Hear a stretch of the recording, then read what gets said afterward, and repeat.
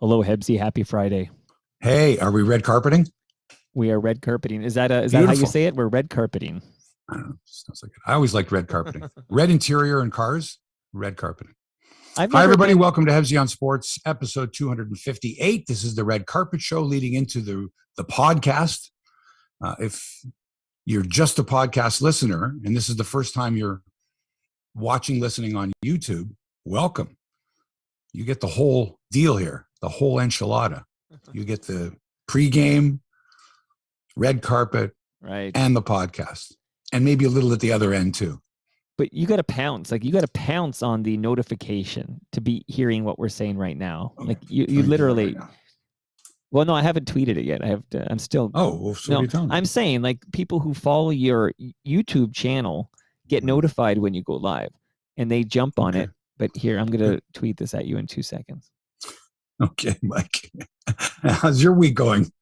Good. No, good. How are you? How's your week going? Golf is done, right, for the year? You know what? I got frosted out on Monday for golf. There was frost warning, and so it was like a 3-hour delay. We couldn't play.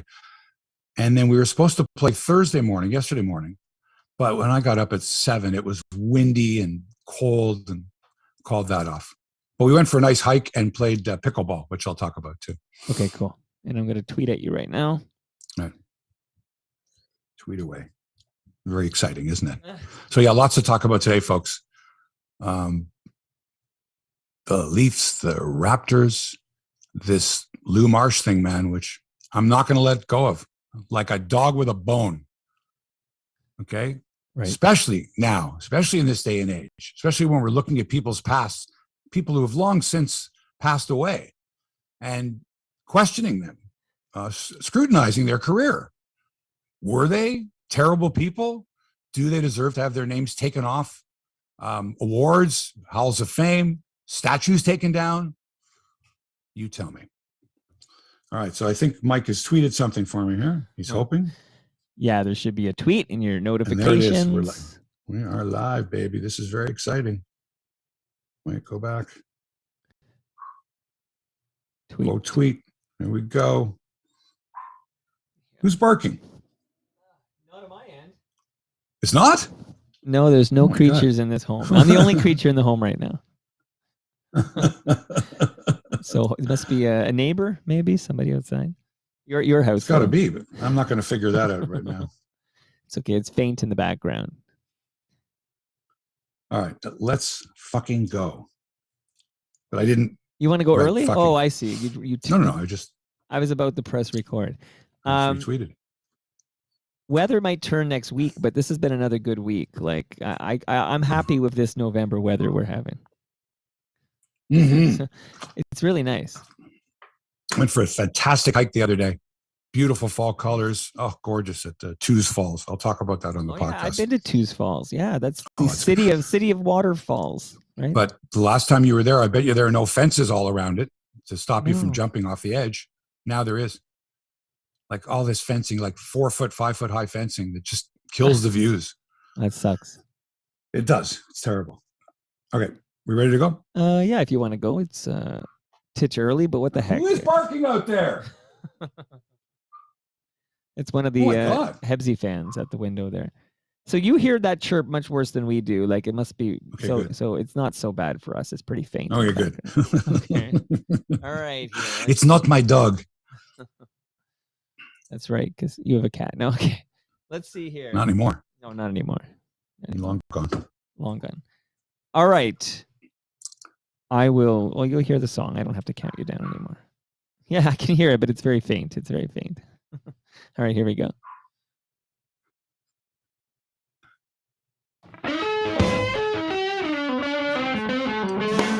Live from Toronto, it's Hebsy on Sports, episode number 258. Hi there, sports fans. Mark Hebsher here in the Little Italy studio. And we got some little Italian dogs running around. I don't know if they are. I didn't understand the dog's bark there, but I think it was in Italian. Like, ciao, ciao. Anyway, that's what's going on here in downtown Toronto. There's Toronto Mike running things from the mothership. And we have a fine show for you today. The Raptors snapped their losing streak in Philadelphia without Pascal Siakam. Imagine how much better they would be if they had Pascal playing. But load management, if it worked for Kawhi Leonard, it'll work for Pascal Siakam. No reason he has to play all 82 games. The Maple Leafs get ready for a back-to-back against the Flames here tonight and the Sabres in Buffalo tomorrow. And guess who's playing goal for the Leafs tomorrow night? You're not going to be able to guess. He's never played an NHL game. Oh. That's what they're saying. 3 Blue Jays win Silver Slugger awards as the best hitters at their position in the American League. This is a team that's going to have more personal accolades, more awards, more gold gloves, more Silver Sluggers, and nothing to show for it as far as playoffs go. Nothing. The greatest team ever to not make the playoffs. Oh, my God.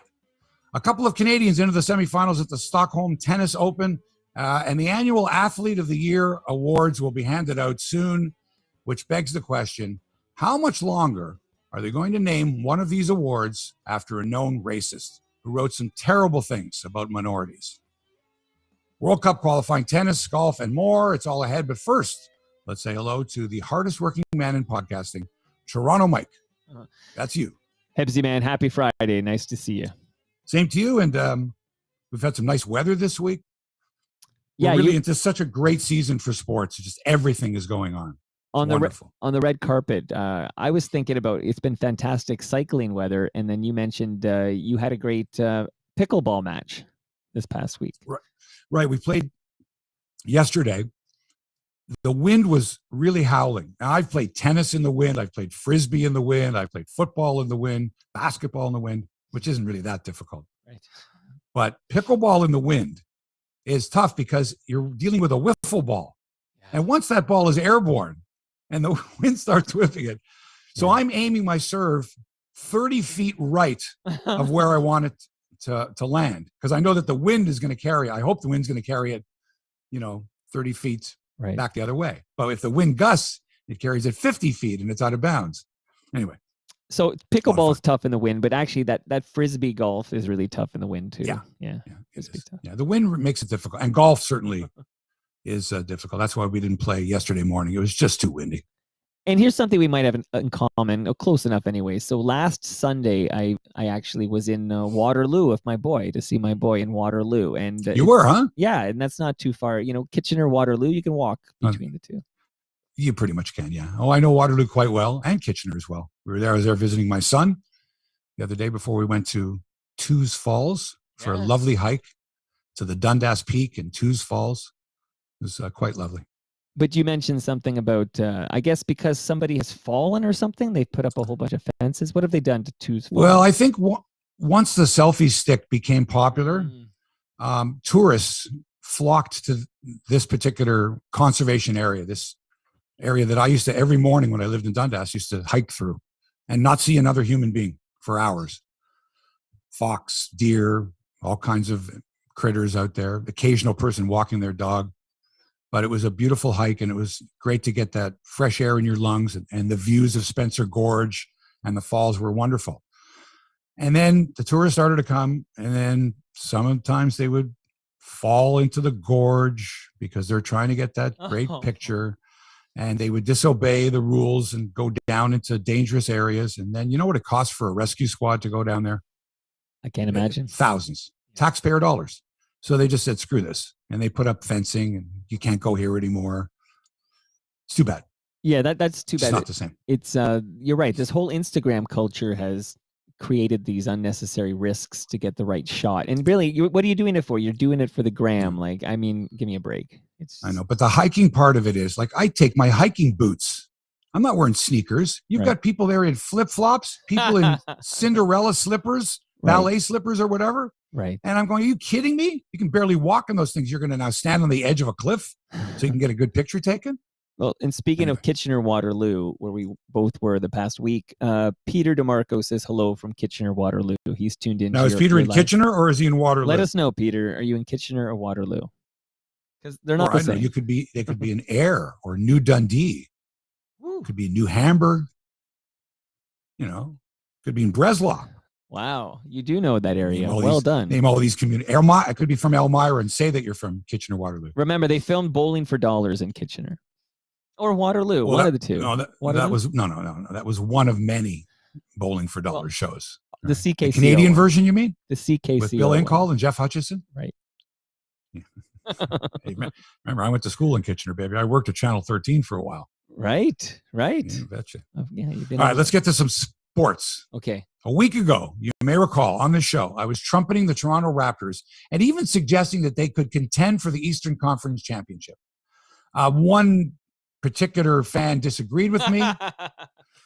Said, "What are you talking about, Hebsy?" And then during the week, they lose 3 in a row, and I'm thinking, "What the hell have I said? What did I do here? Am I out of my mind?"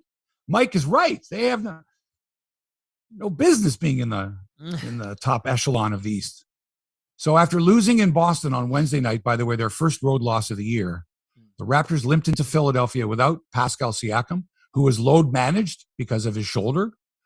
So he's not in action last night. The Sixers, though, were without 2 of their big guns, Joel Embiid, who's in COVID protocol, and Ben Simmons, who just wants to be traded. Might be the most obnoxious player in pro sports right now. Right. Him and Aaron Rodgers. Although, no, Rodgers is worse. Right. Way worse. Ben Simmons just doesn't want to play in Philly. So the Raptors took advantage. Freddie Van Vliet stole the show in a 115-109 win. By the way, whenever I did Sportsline, I hated having to give the full score of a basketball game. You know what I mean? 3-2, 4-1. Right. That's easy. Yeah. 137 to 113. 113 to 10. Anyway, the Raptors won 115-109. I would just say the Raptors won by 6. But of course, if you had the over-under bet going, you'd go, what was the total number of points? Right. And then you got to add 115 and 109 really quickly to see if you won your bet. Anyway, FEV, 32 points, 6 rebounds, 7 dimes, and shot 6 of 11 from distance to lead the way. The guy is a stud. If you didn't know that. And that without last Kyle shot, Lowry on the team. That last with shot his mother was, in the stands. Oh, yeah. That's kind of neat, right? That she's repping the team still wearing the Well, she lives in Philly. Sure, but she wears the Raptors gear, and she's clearly a big Raptors fan still, even though her boys she has all that Raptors gear. What's she going to do with it? She's going to break it out once, twice a year when the Raptors come to town. I just want to point the Fred, because I actually watched the fourth quarter. That's why I'm so keen. You did? Yeah, I actually watched it. Well, tell me what happened then. It was fantastic. And the Fred Van Vliet shot from the corner it had shades of the Kawhi Leonard 4-bouncer, because it had that effect where it was dropping in and then it kind of buckled up and bounced around a bit. But anyways, it was nothing will compare to that. No, well, God, no. It didn't. He didn't swish it. I'm not suggesting. But did you see his celebration after he made that? Yeah, basket? the big balls. He's got big balls. Sam Cassell, right? Who's an assistant coach for Philly.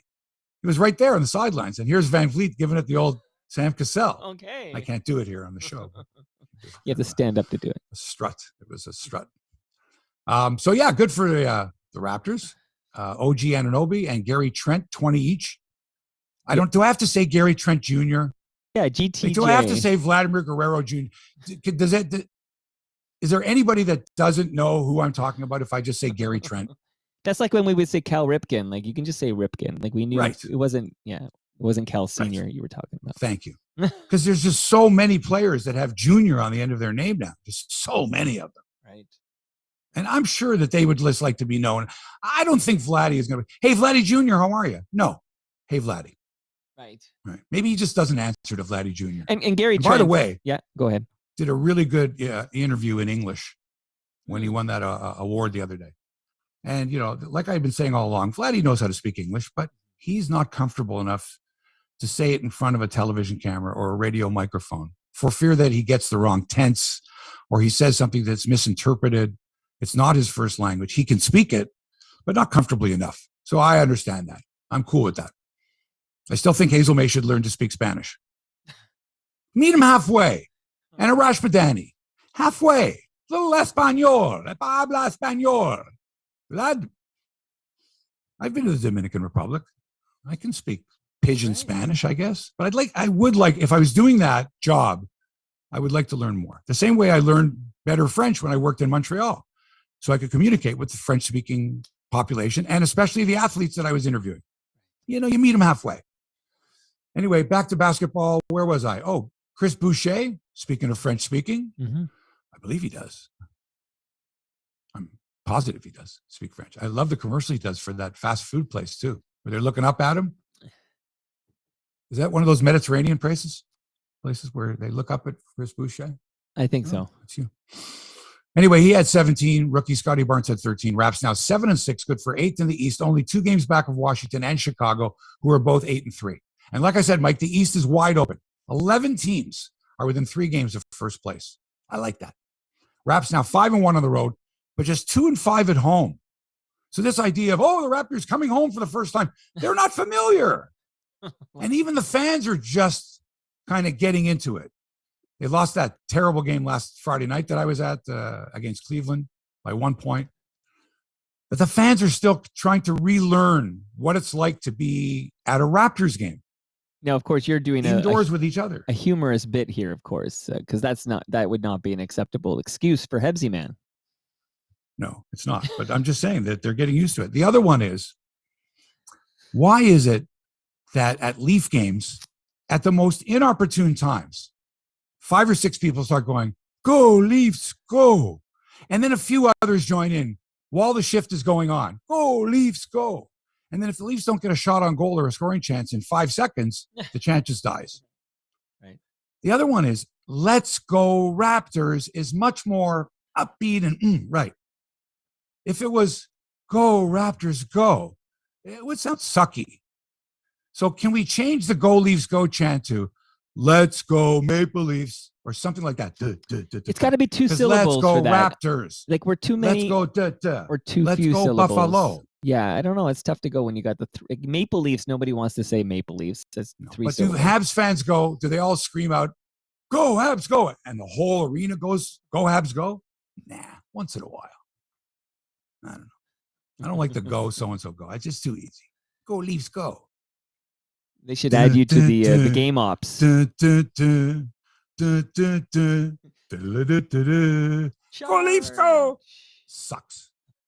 Okay, Raptors are home to the Pistons tomorrow. That's right, Saturday night, basketball night in Canada. Hey. So the Pistons tomorrow at home, and then off to the road. Portland, Utah, Sacramento, and Golden State, all next week. So I would take a split on that trip, 2-2. My worry, though, is Fred VanVleet's going to get burned out. That they've got to find some minutes for some other players because he played 40 minutes last night. He played 36 in Boston the night before. The guy's going to end up being a puddle of sweat by the end of the season, unless he gets a little load management because there's no Kyle Lowry. Can I read your mind? You want to say something to this effect? If you could read my mind. Hey, when is that Massey Hall show? Is that tonight? When is that? It's coming up. Okay.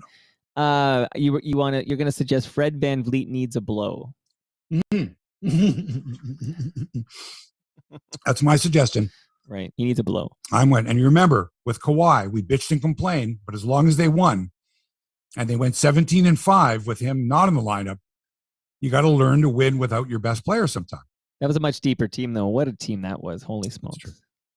They were. So Raps at home Saturday night, which means the Leafs hockey night in Canada is tonight, Friday night, against the Calgary Flames, who lost to Montreal last night. I don't think the fans went "Go Habs, go" at all in that game last night. The Leafs have crept into second place in the Atlantic Division, 5 back of the Panthers. Calgary has looked pretty good this year, 7-3-3, good for 4th in the Pacific. The Leafs travel down the highway to Buffalo for a Saturday night game against the Sabres. Of note, Joseph Woll is expected to make his NHL debut in net for the Leafs because Jumpin' Jack Campbell gets the call tonight. And really, if you were going to find a place to give Jack Campbell a blow, it would be tomorrow night, right? In Buffalo against the Sabres, who are not a very good team, even though they got off to a good start. I love that expression. It feels very 70s. Like that would be like a 19, like you need a blow. It feels like a 70s. He needs a blow. Joseph Woll. And if they play Justin Hall, and Taylor Hall was playing on the other team, so he had a guy named Saul. Do you remember there was a time when the Jays had a Wells and they had a Wills, a Frank Wills, a David Wells, and Willis, and they had a Ward, which is a little different, but they had a bunch of W's and they all sounded a little similar. So I guess it happens. I'm sure you can find. Actually, you know what? I had it. Go ahead. What team did I have? Because I just remembered a great Sabres. I remember there was a moment when Andrechuk, Howardchuk, and Millarchuk were all on the same team. So 3 Chucks. I love those. What was the one I had? Right.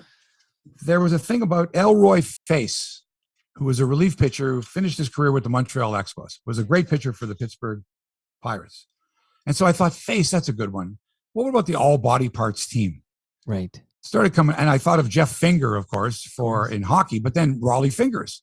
Right. And then you got Bill Hands and Barry Foote and Ted Beard and Bartolo Colon, right? A colon. Yeah, but you want to know the best of all? Jim Ray Hart. There's a baseball player who has 4 body parts in his name. You ready for this? Tony Armas. Right. Tony Armas. Tony Armas. But Armas itself is not a body part. No. That was a deep dive. But it's funny. But you had like Jim Ray Hart. Okay, there's a heart. Yeah. You had Bill Keister. Keister is an expression for behind. Sure. Following your keister. You had Heine Manush. Heine is the same thing as a keister, basically, right? Anyway, just coming up with names of body parts. Silly stuff. There was another one. I think it was the Butcher Shop.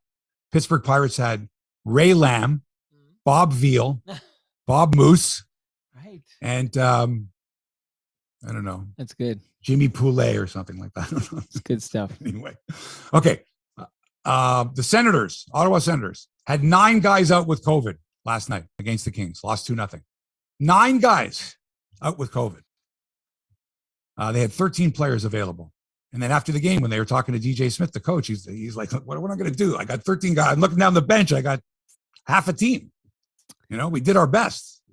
But you'll have to excuse us for not winning last night or even scoring a goal. We didn't have any players. This speaks to it speaks to 2 things. But one is it speaks to the effectiveness of the vaccine, because clearly this Delta variant you can still get your COVID with the full vaccination. There's a lot of breakthrough cases here. But as I just chatted with this ER physician, ER doctor in Hamilton, and he was saying overwhelmingly when they admit someone with COVID, overwhelmingly they're an unvaccinated person. Like you watch these 9 players who have COVID, none will require hospitalization because they're fully vaccinated. Right. But still to get it. Oh yeah. And you are possibly playing against players.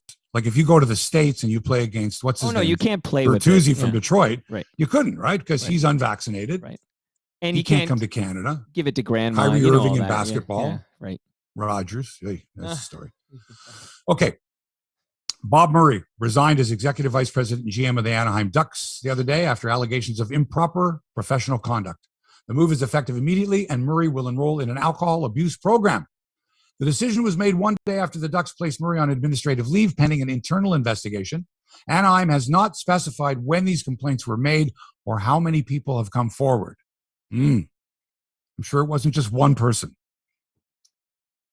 So, Mike, this is not a surprise, as the NHL has a hotline to report such abuse, and it appears the complaints and allegations have come via this hotline. Imagine if something like this was put in place 20 years ago. More. You can, look, they did it with, police departments did it with tips, right? Tell 222 tips if you've got something about a crime. No one will know it was you. Complete anonymity. Why didn't they have this set up? Because they didn't think anything was wrong. Why should we investigate this stuff? People were afraid to complain because they lose their jobs. Anyway, so this is great. Great news for pro sports. Because these organizations are now being closely scrutinized, and not just pro sports, all sports and all organizations should be as well. There should not be any culture where there's intimidation, fear, abuse of any kind. It's terrible. However, there are other organizations which should also be scrutinized besides sports, such as the Toronto Star, which has handed out an award for Athlete of the Year since 1936, despite the fact that the award is named after a racist writer by the name of Lou Marsh. So how is it that the Cleveland baseball team and the Washington football team and others have been forced to change their names? Men like John A. MacDonald, George Washington, who used to be heroes, are now known as slave owners, having statues taken down, names taken off schools. So it's okay for the Toronto Star to continue to glorify someone who called people coons and macaroni eaters by having an award named after him. But I'm not going to go on here because, Mike, you talked to the head of the Lou Marsh Selection Committee, the man who's responsible for organizing and ensuring that the vote takes place and that the award is handed out to the recipient of the top athlete in Canada, male or female, professional or amateur, as voted on by the Lou Marsh selection committee. Damien Cox, right? Yes, I did. This week. This is Friday, right? Yeah, earlier this week, Damien Cox was in my backyard, and he mentioned the words Lou Marsh, and I instantly thought of my buddy and co-host Mark Hebscher. That's you, by the way. Now, I didn't have a moment to pull the clip, but I think I could actually start playing from where I have the right now, and I think we'll hear it. You want to listen in on what? Well, essentially, if you have anything else to add prior to the clip, just that. Right? I asked him about how can they name this award after somebody, and I hope I have my facts right, Hebsy, because I was thinking off the top of my head. I remember the anti-Indigenous rhetoric, and he was clearly so there was some hate towards Indigenous peoples. But now you tell me if I'm right. Nazi sympathizer, or was he just he was like in favor of the Berlin Games? What can you remember? He was in favor of the Berlin Games, while others wanted to boycott the games. Other sports writers and such. Okay. And he was in very tight with the Canadian Olympic Committee. He was in a conflict of interest. He wanted to see the Olympics go on, even though he knew and others knew of the atrocities that were going on in Nazi Germany, starting in 1933. So that would have been David Halton's father, Matthew Halton, who wrote for the Toronto Daily Star and wrote 27 articles after he returned from Germany. He had gone twice to Germany in 1933. And that's when Nazism began, when Hitler became Chancellor of Germany in 1933. Right. So leading up to the Olympic Games, it was well known that there were atrocities against Jews, especially, and others. Kristallnacht had taken place, all this. And he had written extensively in the Toronto Daily Star.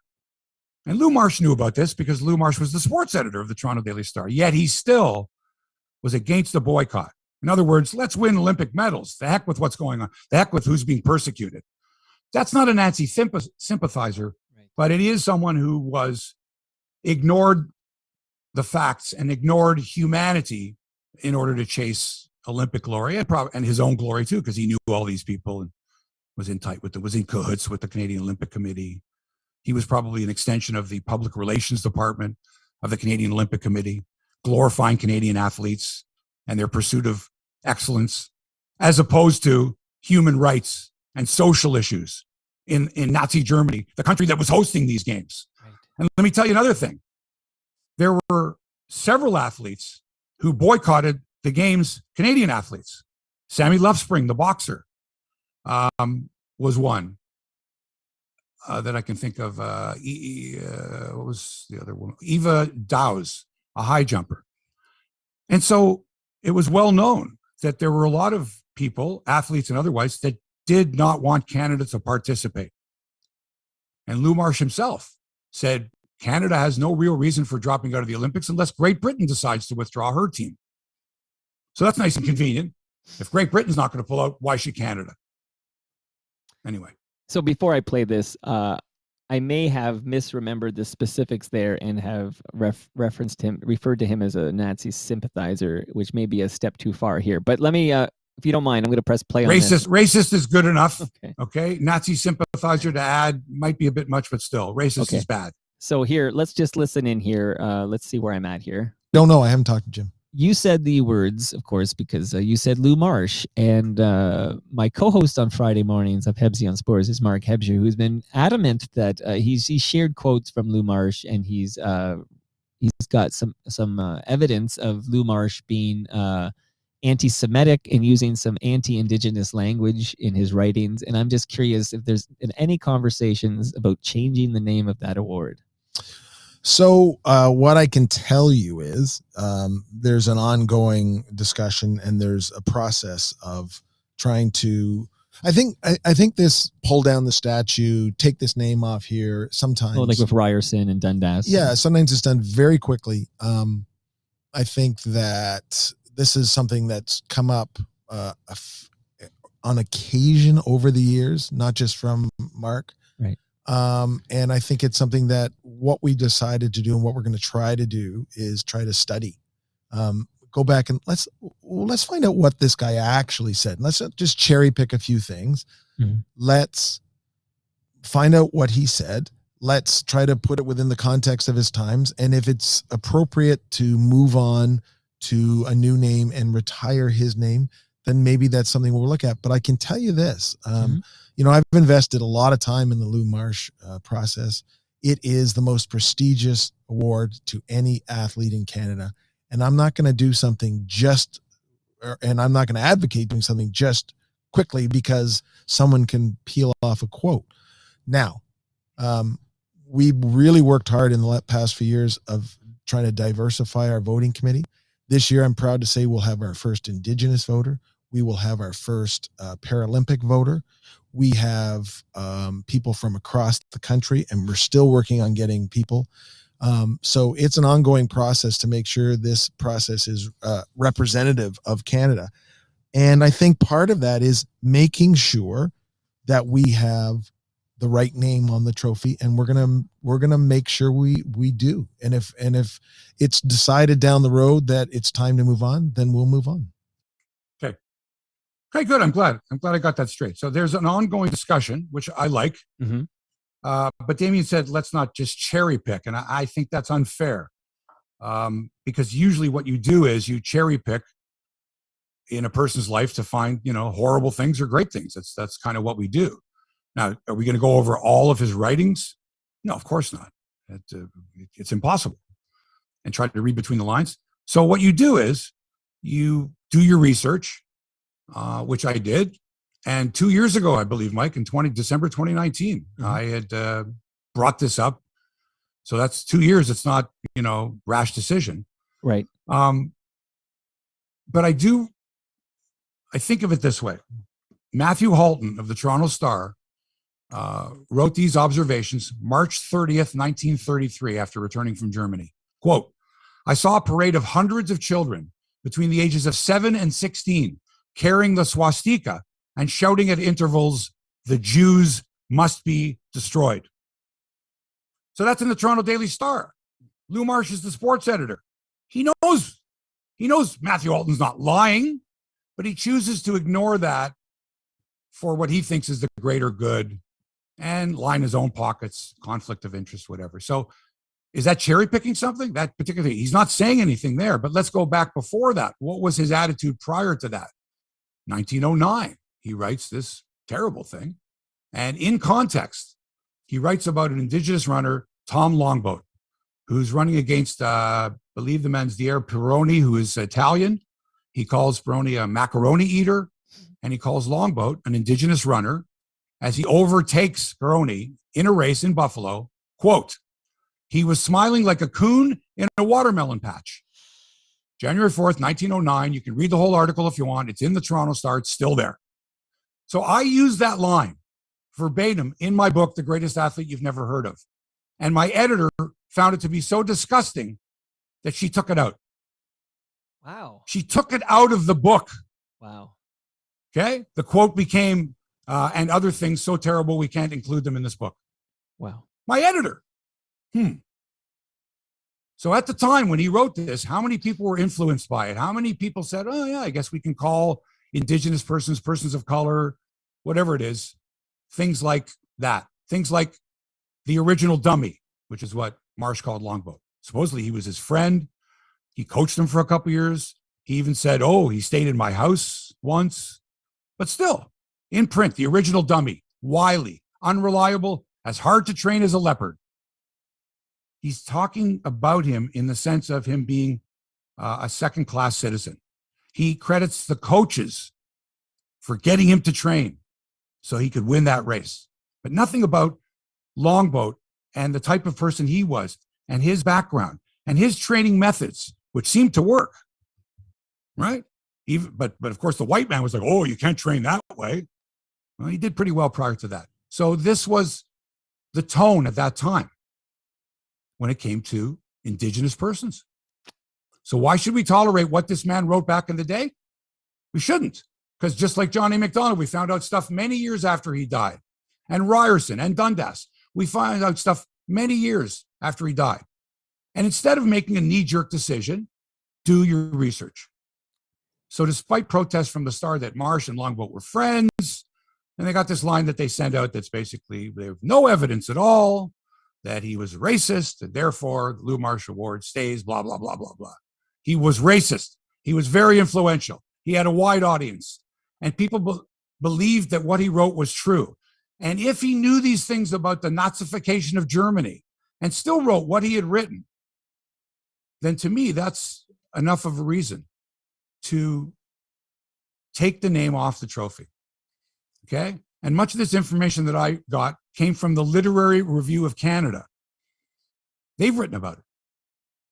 And dare I say it, Mike, had Canada, the USA, and Great Britain combined and boycotted those 1936 Olympic Games, I dare say that Hitler and the Nazis may not have achieved the dominance that they did, and perhaps the war may not have taken place at all, or not on the same level that it did.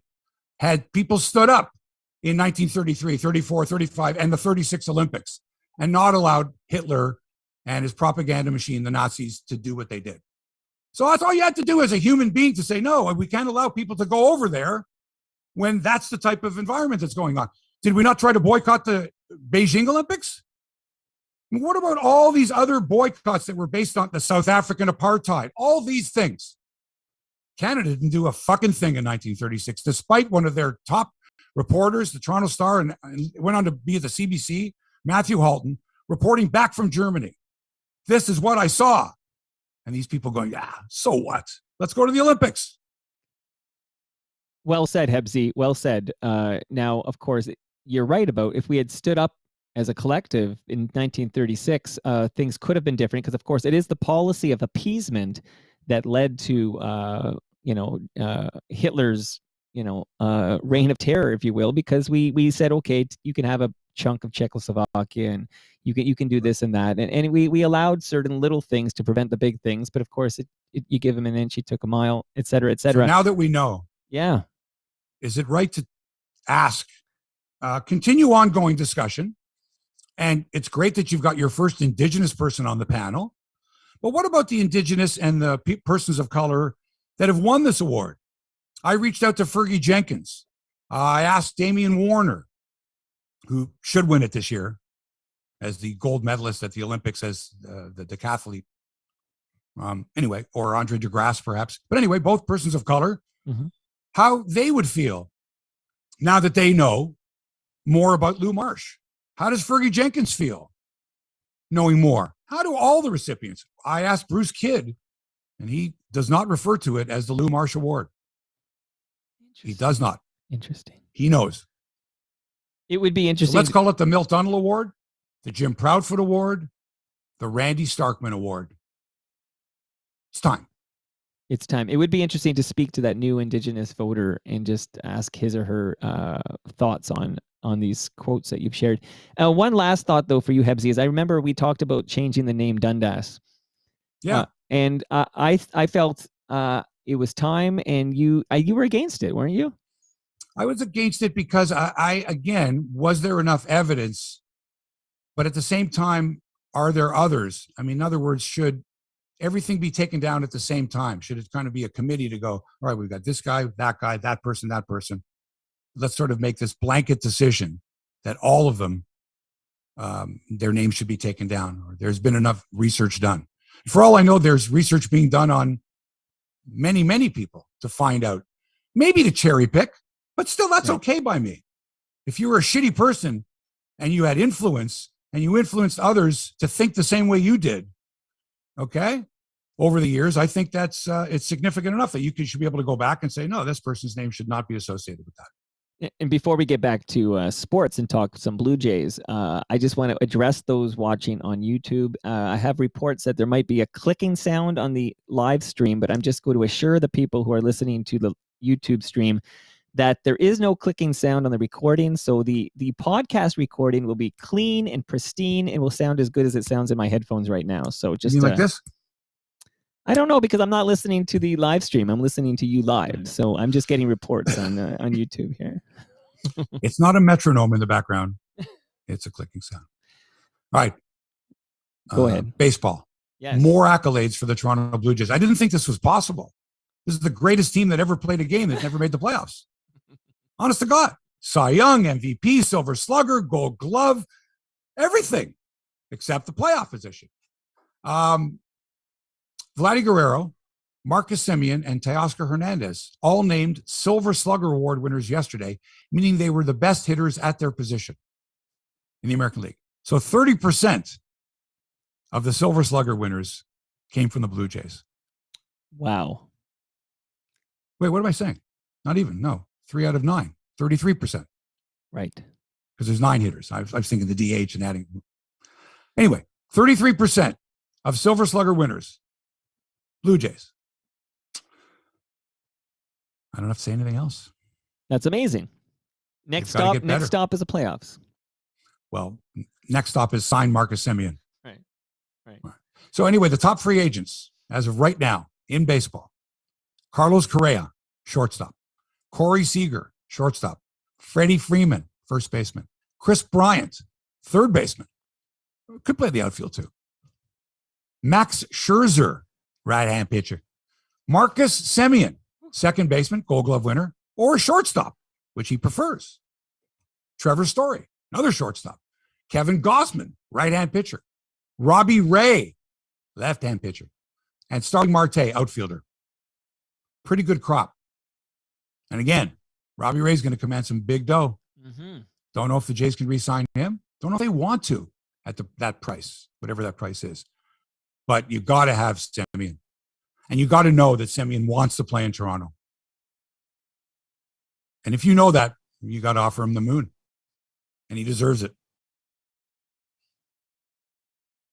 Let's hope they do it, man. Do you think the Edward Rodgers situation affects us pursuing big price free agents? Positively. Because if there's one thing we know that Edward Rodgers loves, it's the Blue Jays. Rodgers' communication, not so much. But there's reports. The Jays, yeah. There's reports he doesn't like spending big bucks on. No. There's reports that he does like spending big bucks.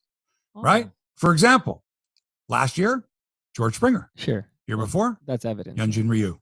That's big bucks. Okay. He spent it. I've heard rumblings. Okay, I hope you're right. I've heard rumblings. I've heard rumblings from good sources that, yes, he did sign the checks, those massive checks, of course. That's evidence. But he doesn't like doing that. Well, let me put it this way to you. If you went as long as he's gone without having fans in the stands, all that money, how do you recoup that?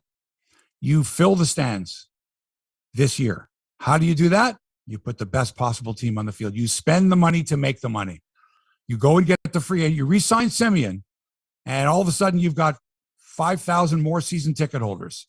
Much more demand for tickets. Yes. Let me give you an example.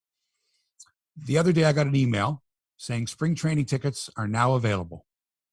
Right? I got the email 20 minutes after it was sent to me.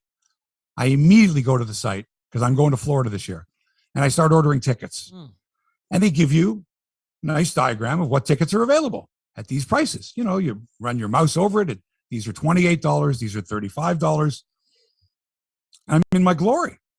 Man, as I'm starting to pick tickets out, sold out. That part sold. Not completely, but the best seats, obviously, have already been taken. I've known for 20 minutes. I get tickets to 4 games. Snap them up. Can hardly wait. It's going to be fantastic because for the first time since I don't know when, you can see these guys up close in a relaxed type of atmosphere and then get the feeling of what it's going to be like following them for 162 games in the regular season as they try to make amends for what happened last year and the year before, not playing at home, not being comfortable, all that stuff. No more excuses. Spend the money. Put the best team possible out there and knock off Tampa and Boston and the Yankees. Show them what's right. Hebsy, I'm not your accountant, but just remember, those are business expenses because you host a sports podcast.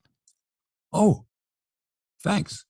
The only thing is I have to do the podcast when I'm down there? No, you're gathering intel. Like, you don't actually have to do it from down there. You're going down there to gather intel to bring to the Hebsy on Sports listenership. I'm being serious. This is a page out of the Howard Berger playbook.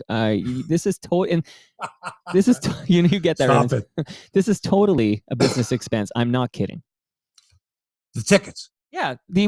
Anything related to What about the accommodations? I'm pretty sure. Talk to your Airfare. accountant. I'm not your accountant. Talk to your accountant, but I believe it could be used as a business expense on your taxes. I would have to get a credential from Rich Griffin of the Bluejays. I don't even think you have to. Wonder if I could get one. Well, here's the correspondent for Hebsy on Sports. Right. You ask. They give the athletic bunch of if they give the athletic stuff, they should give Hebsy on Sports. Are they still in business? I believe so. They don't have any baseball writers. They got rid of them all, didn't they? Right. Stoughton, gone. John Lott, gone. What's her name? Gone. Right. Well, they got to. They're all gone. No I do know they are in some. They are hemorrhaging cash over there, but they're still in business, buddy. And so are you. So let's use that to your advantage financially. Okay. Canada gets Costa Rica tonight in Edmonton as World Cup qualifying continues in the CONCACAF group. That's the North American and Central American group of nations that are going to be allowed into the big World Cup. But first, you got to qualify through your regional area. So Canada's unbeaten in 6 games, currently hold down 3rd place in the group with 10 points. Costa Rica is 5th in the group with 6 points. By the way, tonight, the USA and Mexico as well. That's huge, massive. They're expecting 40,000 fans at Edmonton's Commonwealth Stadium tonight, half of whom are related to or friends of Alphonso Davies. It's amazing. It's amazing what a local star can I do. want to be related to him. Like I say, no, I'm his 8th cousin once removed. Wow, 40,000 fan club. I bet you there's times that Canada has played these internationals at Commonwealth Stadium in front of 400 fans. Like I don't know about that. Okay. Well, it depends who you're playing, right? They have played some games there in Edmonton, but they got some decent crowds. Depends on the time of year. But also, this is football weather for these folks, and this is football they're playing. Costa Rica, not used to playing in the cold weather. So let's hope for like really cold weather, like really cold. So the Costa Ricans kind of go, if they give up the first goal, they just give up. They just want to get warm. Because when we go down there, into the jungles in Costa Rica and El Salvador, and when we go down there, it's going to be difficult for our team. They're going to have the home pitch advantage. So we've got to win these home games. Hey, quick tax tip from Phil Parkinson on your YouTube channel. He's an accountant, apparently. He's a tax pro. I'm not going to say accountant. He's a tax pro. He says, do a podcast from Florida, because you got to be able to prove that it helps you earn income by taking that trip. So do something live from spring training, and that'll cover it for you. I'm going from the 7th of March to the 18th. Well, there's going to be at least one Friday in there because it's impossible not to have a Friday. Get the calendar out here. All right, this is awesome. I love it. Gene Velitis, this is he says 1 degree tonight in Edmonton. 1 degree. Well, that's good. Okay, March. Okay, so the Monday, so the 11th of March, I'm going to do a podcast. The 18th I can't because I'm traveling that day back home. This is the 11th, Friday the 11th. Let your accountant know. My accountant's probably listening right now. Love it. John, this is what I'm doing. Okay. Expect the receipts. And this is all legit. I should point out, we're not trying to pull a fast one here. This is all on the up and up. This is all legitimate and true. This is really what you do. We're doing it now. This is a sports podcast. You being there adds some incredible insight. You'll be, like you said, you'll be closer to the players in a relaxed environment. Right. That's key. I spoke to Vladimir Guerrero today in Spanish and English, and he told me. All right, NFL last night. Miami Dolphins beat the Baltimore Ravens 22-10. Bit of a shocker there, although nothing should shock you in the NFL these days after what happened with the Bills in Jacksonville. Baltimore now falls to 6-3. The Fish are 3-7. More great games this weekend, including the Bills, hopefully bouncing back with a win against the Jets, the Jets Jets in New Jersey. Bills favored by 12 points. Does everyone who's not from New Jersey, when they say New Jersey, they say New Jersey? Is it sort of an automatic? Where you're from? Yeah, bada bing. Bada bing. The bada bing. Been watching that into season 5 now. And I saw it originally. I had to watch it once a week when it aired. Right. So now we're binge watching it. And I said to my girlfriend, you don't know what it's like. You can just press play and watch the next episode. Back in the day when it was airing live on HBO on Sunday nights, I had to wait a week to see the next episode. Dude, I had my buddy who was living in the States at the time. He was recording them to VHS and bringing the VHS cassettes to me because I didn't get HBO when they started. Anyway, I will just say that I did too. That's my second favorite show of all time, The Sopranos. But The Wire is number 1? Wire 1, Sopranos 2, and I love 6 Feet Under. That's my third favorite show. If you keep you know what? They would be in my top 10, all 3 of them for sure. Yeah, the Bills favored by 12 points against the Jets. And the aforementioned Aaron Rodgers could possibly rejoin the Packers tomorrow, Saturday, provided he passes COVID protocol. Rodgers has been participating in team meetings via Zoom, while last week's starter, Jordan Love, has taken all the snaps in person in anticipation of starting against Seattle. So there's a whole clusterfuck in Green Bay. Will he be able to rejoin the team? If he does, how's he going to be greeted by his teammates, the fans?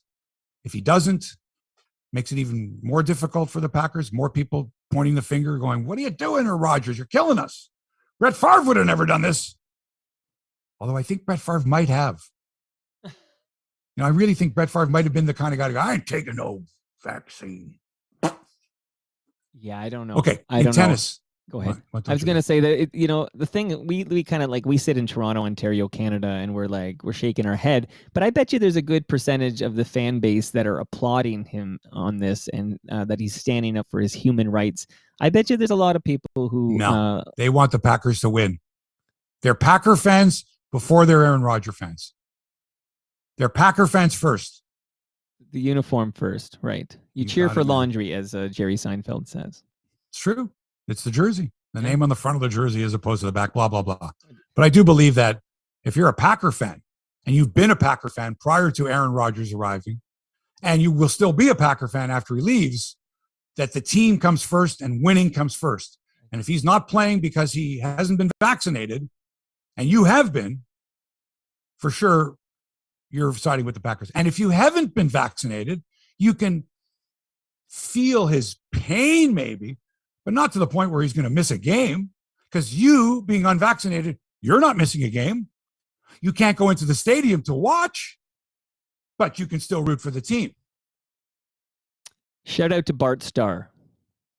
Bart Starr. In tennis, second seed Felix Auger-Aliassime takes on third seed Denis Shapovalov today in the semifinals of the Stockholm Open. One thing we know, there will be a Canadian in the finals. Francis Tiafoe of the United States takes on fellow American Tommy Paul in the other semi, which got me thinking. You got 2 Canadians playing each other, 2 Americans playing each other. Can we get these guys to play doubles against each other as well, as long as you're doing that? Or should we just say, no, have the Canadian play the American there and the Canadian play the American there? And while you're at it, have Canada and the United States play in women's hockey. Because those are the...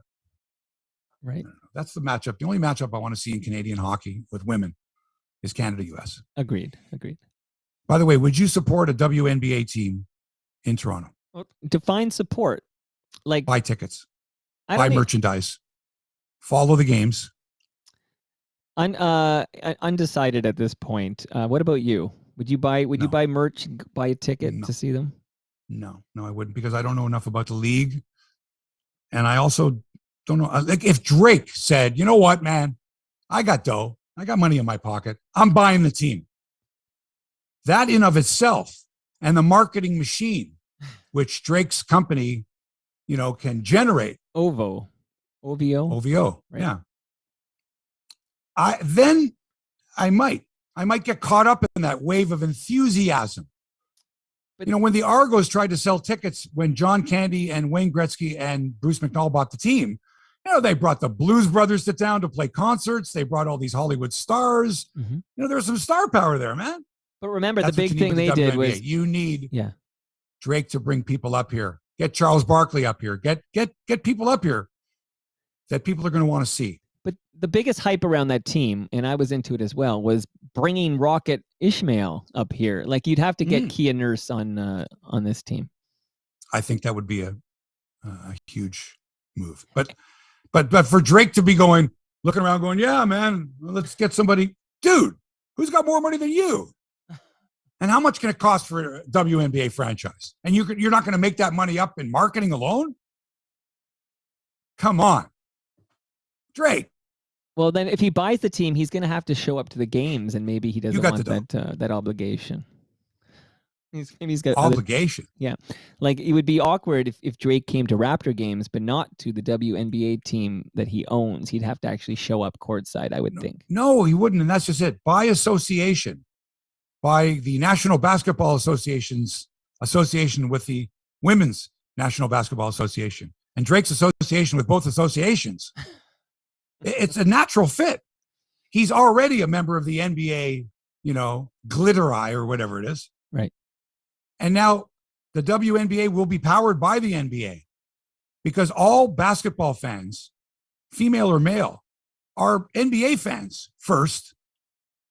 And if the NBA is supporting the WNBA, then you're going to want to see what's going on. You're going to want to watch. But do you go to Raptors 905 games?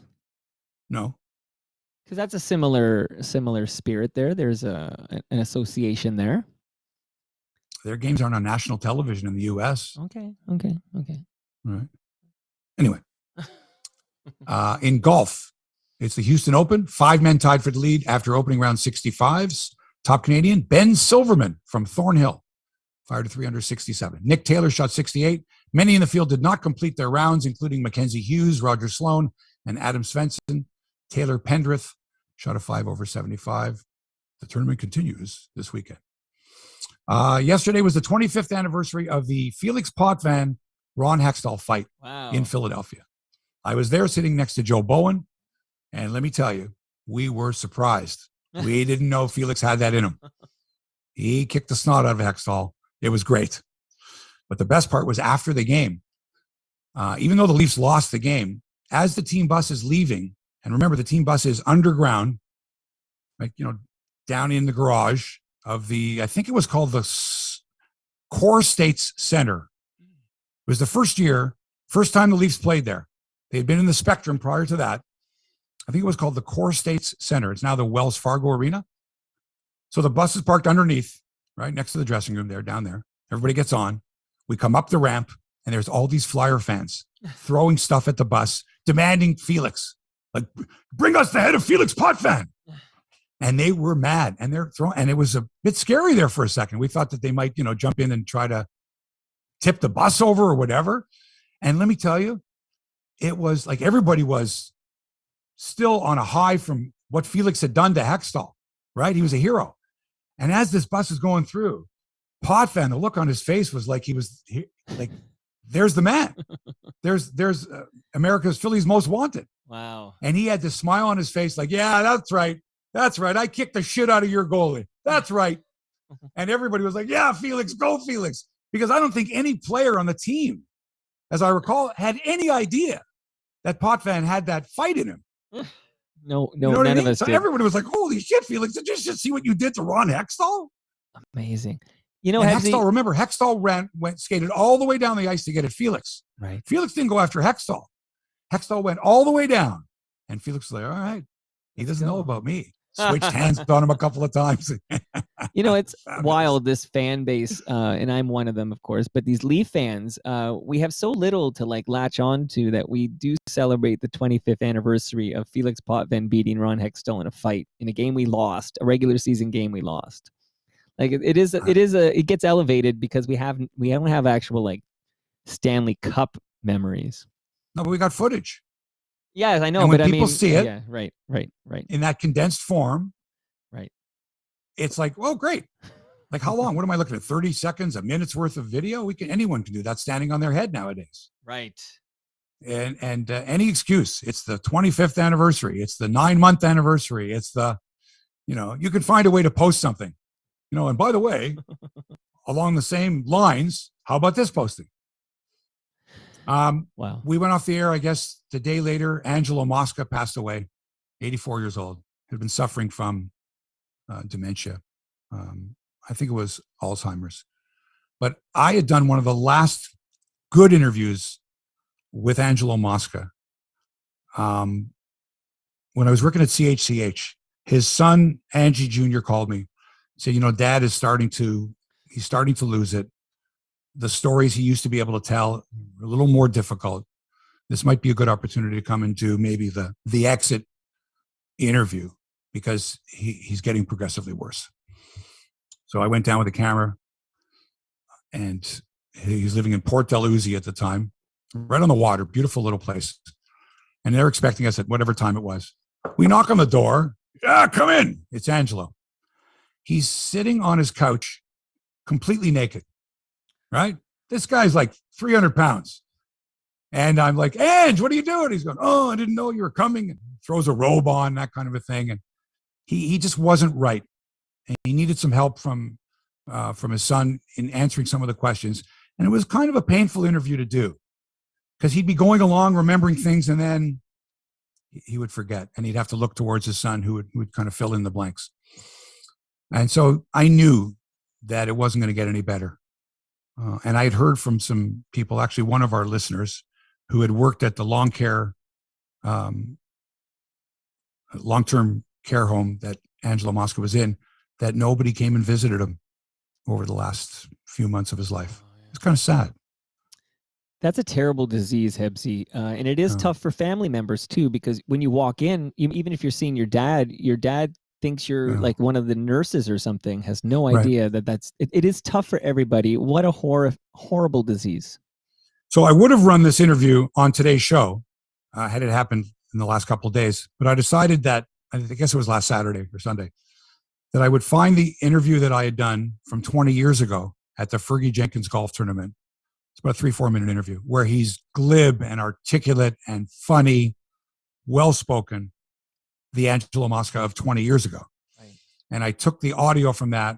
I found some video and some pictures of Angelo Mosca as a football player and as a wrestler, and put them into this video, which has gotten a lot of hits on YouTube. It's an Angelo Mosca tribute.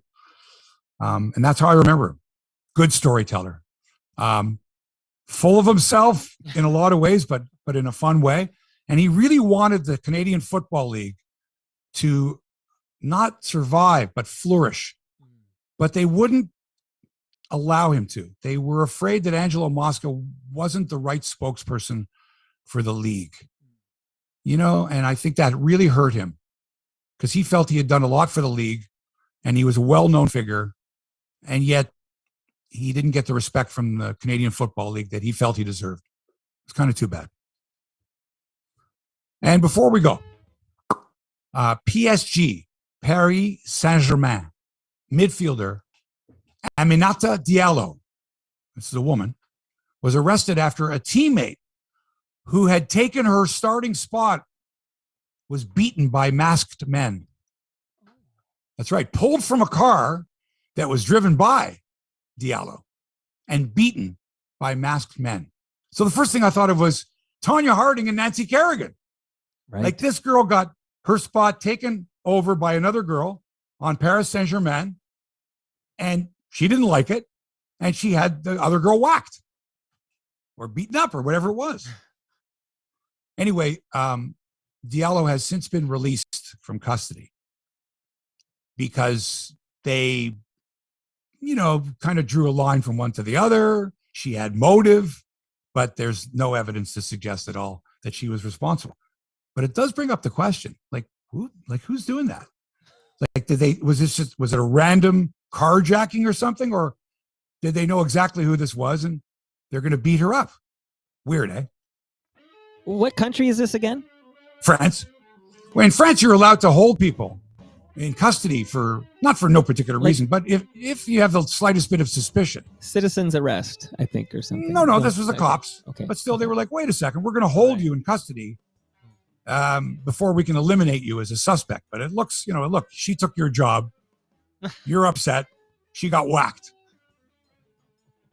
Put 2 and 2 together. Anyway, more on the story as it develops. And that's it for episode 258 of Hebsy on Sports. Thanks, as always, to Toronto Mike for production and inspiration. Hit him up at torontomike.com. And thanks to you for allowing us into your headspace. It's been a pleasure. We'll see you next Friday. Back with another exciting episode then. Until then, so long for now.